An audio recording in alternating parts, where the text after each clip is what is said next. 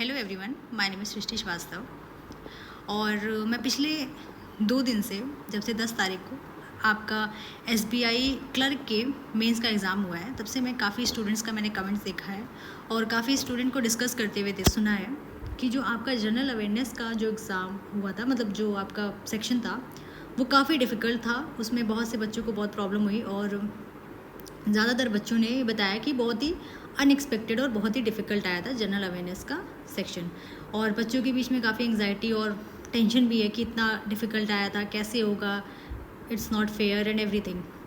And same अभी कल जब आपका पेपर होगा, अगेन एक अभी आपका बचा हुआ है, तो उसमें भी बच्चे काफ़ी वरीड हैं कि अभी कल क्या होगा, कैसा पेपर आएगा।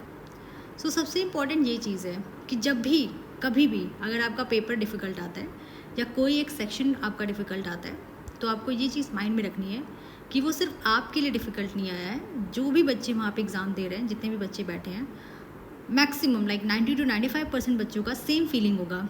मे बी जो एकदम 5 to 10% जो एकदम बहुत ही टॉपर होते हैं, 5 to 10% भी नहीं होंगे उसमें से, क्योंकि यहाँ पे आप समझ लो कि मैक्सिमम मैं बोलूँगी अगर वो डिफ़िकल्ट आपको लग रहा है तो 99% बच्चों को वो वहाँ पे डिफ़िकल्ट लग रहा होगा। तो जो आपको दिक्कत हुई है वो उनको भी हुई है। तो यहाँ पे आपको ये लेके चलना है कि ठीक है, कोई बात नहीं, एक सेक्शन आपका डिफ़िकल्ट आया है।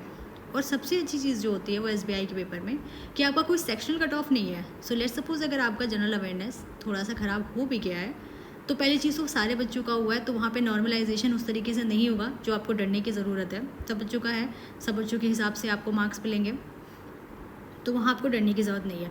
डरने की तो ज़रूरत ही नहीं है। अगर डिफ़िकल्ट आया है पेपर तो सबके लिए आया है, उसमें टेंशन क्या लेना।